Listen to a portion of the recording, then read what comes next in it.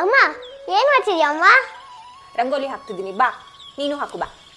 ಅಯ್ಯೋ ಚಳಿ ಅಂದ್ರೆ ಚಳಿ, ನಾನ್ ಬರಲ್ಲಪ್ಪ. ಆ ಏನ್ ಚಳಿ ಕಂದ, ಶಿವರಾತ್ರಿ ಹತ್ರ ಬಂತು ಚಳಿ ಚಳಿ ಅಂತ್ಯ. ಏನ್ ಚಳಿ ಇದೆ ನಿಂಗೆ? ಬಾಯ್ಲಿ ಕುತ್ಕೋ. ಅಮ್ಮ ಶಿವರಾತ್ರಿ ಅಂದ್ರೆ ಏನಮ್ಮ? ಶಿವರಾತ್ರಿ ಅಂದ್ರೆ ಶಿವ ಪಾರ್ವತಿ ಮದ್ವೆ ಆಗಿದ್ದಿನ ಅಂತ ಹೇಳ್ತಾರೆ. ಹಂಗೆ ಶಿವ ತಾಂಡವ ನೃತ್ಯ ಮಾಡಿದ್ದಿನ ಅಂತೆ.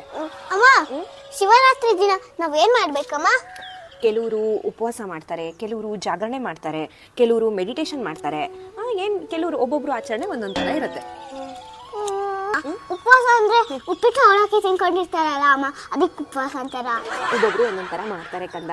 ಕೆಲವರು ಫುಲ್ ಉಪವಾಸ ಇರ್ತಾರೆ, ಕೆಲವರು ಬರೀ ಅನ್ನ ಏನು ತಿಂದೆ ಉಪ್ಪಿಟ್ಟು ಅವಲಕ್ಕಿ ಈ ತರ ತಿನ್ಕೊಂಡು ಕೆಲವರು ಉಪವಾಸ ಇರ್ತಾರೆ, ಬಟ್ ಜಾಗರಣೆ ಮಾಡ್ತಾರೆ. ಅಮ್ಮ ಈ ಉಪವಾಸ ಜಾಗರಣೆ ಎಲ್ಲ ಯಾಕೆ ಮಾಡ್ಬೇಕಮ್ಮ?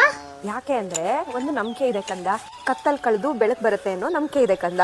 ಶಿವ ಎಲ್ರಿಗೂ ಒಳ್ಳೇದ್ ಮಾಡ್ತಾನೆ, ಇವತ್ತಿನ ಕತ್ಲೆ ಹೋಗಿ ನಾಳೆ ಬೆಳಕು ಬರುತ್ತೆ ಅಂತ ನಂಬಿಕೆ ಇದೆ. ಅದಕ್ಕೋಸ್ಕರ ಎಲ್ಲರೂ ಜಾಗರಣೆ ಉಪವಾಸ ಮಾಡಿ ಶಿವನ್ ಧ್ಯಾನ ಮಾಡ್ತಾರೆ. ಶಿವನ್ ಬಗ್ಗೆ ಏನೇನ್ ಶ್ಲೋಕ ಇದೆ, ಏನೇನೆಲ್ಲ ಬರುತ್ತೆ ಶಿವನ್ ಬಗ್ಗೆ, ಹಾಡು ಹಸೆ ಎಲ್ಲ ಹೇಳ್ಕೊಂಡು ರಾತ್ರಿ ಜಾಗರಣೆ ಮಾಡ್ತಾರೆ. ನಾನು ಮಾಡ್ಬೇಕಾ ಅಮ್ಮ ಉಪವಾಸ ಜಾಗರಣೆ ಎಲ್ಲ? ಮಕ್ಳಿಗೆಲ್ಲ ಮಾಡ್ಬೇಕಂತ ಇಲ್ಲ ಕಂದ, ಎಷ್ಟೊತ್ತಾಗತ್ತೋ ಅಷ್ಟೊತ್ತು ಮಾಡ್ಬೋದು. ಓಕೆನಾ? ನೀವು ನಿಮ್ಮನೇಲಿ ಹೇಗೆ ಆಚರಣೆ ಮಾಡ್ತೀರಾ ಅಂತ ಕಾಮೆಂಟ್ ಬಾಕ್ಸ್ ಅಲ್ಲಿ ಕಾಮೆಂಟ್ ಮಾಡಿ. ನಿಮಗೂ ಮತ್ತು ನಿಮ್ಮ ಮನೆಯವರಿಗೆಲ್ಲ ಮಹಾಶಿವರಾತ್ರಿ ಹಬ್ಬದ ಹಾರ್ದಿಕ ಶುಭಾಶಯಗಳು. ಶಿವರಾತ್ರಿ ಹಬ್ಬದ ಹಾರ್ದಿಕ ಶುಭಾಶಯಗಳು.